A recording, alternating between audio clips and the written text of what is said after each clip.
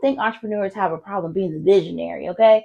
Everyone has big dreams, the monetary ones where you want to make six figures, to what being an entrepreneur you believe it will bring you, like freedom, spending time with your family, all of those things, right? But it does you no good to get to that piece if you don't know how to get to the finish line.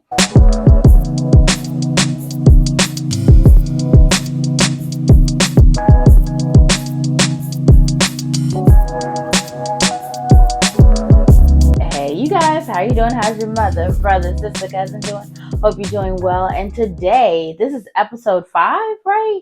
And I'm going to stop counting because at some point I'm going to be like, I don't know what episode it is, okay? But today we're going to talk about the SMART method, which is specific, measurable, obtainable, relative, and timed, okay? So let me say that again. The SMART method: specific, measurable, obtainable, relative, and timed. And the reason why having the SMART method is so important to have in your pocket as an entrepreneur is going to help you create those KPIs we talked about, the key performance indicators. It's actually going to help you do your SOPs, which is your systems of procedures, right?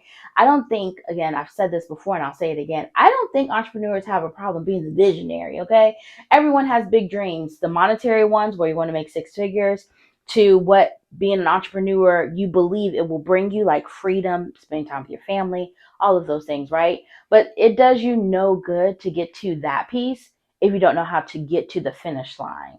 And that's why also we need to fall in love with the process. So if you have a goal, you want to be an entrepreneur, right? We go take it into bite size. So it even goes into bite size of what your operations look like, what your revenue goals are, what increasing staff looks like, what does scaling look like. So the other piece is you're putting together the puzzle, and there's all these different pieces. And what happens is a lot of us lead in different ways, and we hyper focus on the things that come easy to us, and we kind of shy away from the things that are proves to be a little bit more difficult. So what do you need to do to sit down to make these SMART method work for you, right? So let's take one piece in general. I'm gonna take the monetary one because this is the easy one, and because I'm a financial person, that's how my brain thinks, right? But we're gonna tie it back to the other things, right? So let's say you want to make six figures, right? We do the math backwards. It basically comes down that you need to make $333 every day to make six figures, right? So the specific goal is you want to make six figures, right? So we're being specific about what we want to do. Measuring it is actually creating, what do I need to do each day to get to that figure? So that's that $333 every day, right? Is it actually obtainable is the next question, right? Because the other part is, as you're creating the goal and you're getting to the goal, you need to always pivot. So the thought process is, if after we're at the end of when you actually watch this, it'll be February. After February, if in January you do your math and you have not hit $333 every day to get to your trajectory, the other thought process is at that point to stop, look back over what you're doing, right? Are you paying for marketing? Reanalyzing your analytics, showing up in a different way, what's your organic reach, all these other things, right, that should be working for you in the background. And as a leader, being able to assess what's working and what's not working and pivoting, right? So making the goal still obtainable. And at sometimes, listen, this is the part we don't talk about. The other piece of that is, if after your pivot, and multiple pivots at that, you're not reaching your goal, the other part is coming to a consensus that it might not be attainable. Now, I don't stray away from setting goals that aren't obtainable, because the other part of that is the stretching in it. It's the growth for me, right? And I think that it's important for us to make goals that are a little bit above and beyond what we want to exceed, right? I'm all the thought process. I remember when I want to hit my first six figures, right? I was like, maybe I want to make like $250,000. And I actually landed amongst the six figures, right? So again, stretching yourself a little bit, but I think that that's very healthy, but also still assessing how successful the measure of what you're doing is getting that to you. And then relative. Is this relative to the overarching goal of your business, right? Sometimes I think entrepreneurs make goals and they're actually not connected to what they want to get done. Example, I had a client, they were a home-based business, and the goal was always to increase online sales. Okay. So that is the specific goal, right? We measure it. But the thing is that they are like, well, maybe I should move into a brick and mortar. Not a problem. But the other part of that is, as you start outlining the necessities to be in that space, it increases your operation costs because now you have to pay, where being at home, they weren't paying rent. Now they have to pay a rent, insurance, have to get new signage. And then the other piece of that is, as you're increasing your income piece, also the expenses that come with increasing your revenue that's coming in. And I think a lot of us don't actually conceptualize, again, that's why that measurable piece is very important in entrepreneurship. As you're increasing a goal, you have to also assess the liabilities that come with setting that goal. So if you're trying to increase your sales, you're trying to scale your business, we also have to stop and consider, what does it cost for me to get to that? So if you're making $10,000, right? Let's say over the year, I hate to keep just making it a month goal, right? But if you're making $10,000 and now you want to make $25,000 in your business, right? We make the goals for each month monetarily. But the other piece of that is, since you should know your numbers. Please tell me you know your numbers. Pinky promise me you know your numbers, okay?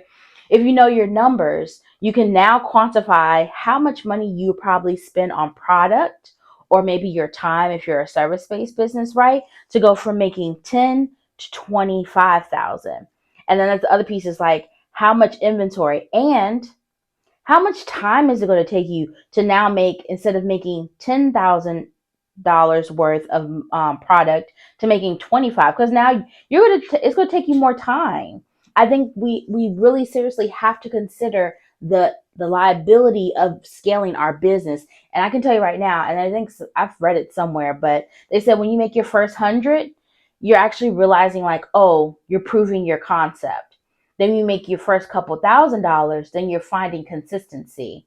And then when you make your first six figures, you start improving your systems. And then when you make your first million, you start implementing and outsourcing things, operations of your business, right? So we need to find, so actually the question is, what stage are you in, right? Maybe you're still trying to prove your theory because you're just making a couple $100s consistently, but you don't know how you're really making it. You're still trying to figure that out. When you get to that couple thousands, now you're actually finding consistency, and like people are finding you, or maybe what you're posting, or you're doing paid ads, right? You start figuring out what works in your business. Then when you make your first six figures, you start creating systems. And now you can duplicate and replicate this system over and over and over again and make money on demand. And then once you get to your $1 million mark, baby, that means that you started hiring people, start doing, outsourcing things, that you are not a one-man show. And that's probably one of the top 10 mistakes that entrepreneurs do. They try to be a one-man band. This is not band. This is not one man, one sound. Okay. You need other people to be with you. I think I've said this parable, but I'll say it again. If you want to go fast, go alone. But if you want to go far, you have to go with others. So that's most definitely something that you need to consider. And then this last one is time, right? Let's be realistic around our time. If you have a coach that says, I can get you to make six figures in 3 months, baby, run the other way. Immediately. Pack all your things and leave immediately, okay? But if someone says, you know what, I think I could get you to make six figures, and this is how I'm gonna lay it out, right? If you find a coach who not only tells you the end goal, but how they're going to get you to get there, you probably want to sign up with them. You probably might want to dive in deeper into what they have to say, because they're actually giving you a smart method. We want to be smart in how we conduct our entrepreneurship, right? So I hope that you guys will also in 2024 use the SMART method in how you navigate in your business, right? We want to be specific about our goals. We want to measure them out, right? We want them to be obtainable, but just a tad bit out of source so that you can stretch yourself. We want them to be relative to what we're trying to achieve, and then we want to do them in a timely manner. Of course, we got church announcements. Church announcements. I said at the very end about coaches, right? Of course, I'm also a business coach, right? And if you don't know, we have what we call TTC Academy, which is Track Those Coins.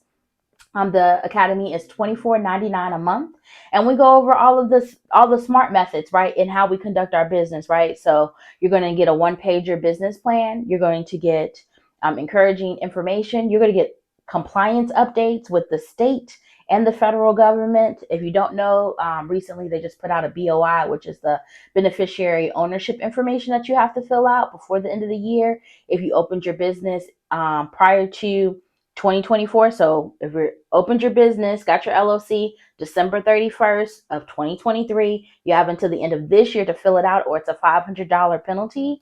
But if you start your LLC January 1 of 2024, you have 30 days to fill out this BOI. And we're going to put a video up in February so you guys can get that done. We don't want none of y'all to go to jail, okay? The other part of our church announcements is most definitely sign up for the email list. Every month I put out a grant list, and sometimes in between the month, as things come onto my desk, I send out grants and other funding opportunities. So if you're looking for funding in your business, please sign up for the email list. The email is going to be here somewhere. It's Charese. Nope, it is not. It is financialfancycfo.com. Sign up on the email list. And also, when you sign up on the email list, if you go a little bit further down on the website, there's a resource guide. All of that information is free. So make sure you tap in, get the free resources, keep following the YouTube channel. If you haven't, subscribe, like, and share. And tell somebody else who's an inspiring entrepreneur that, we're over here creating community, and I hope that you join us while we do that. Hope you guys have a great day on purpose. Talk to you later. Bye.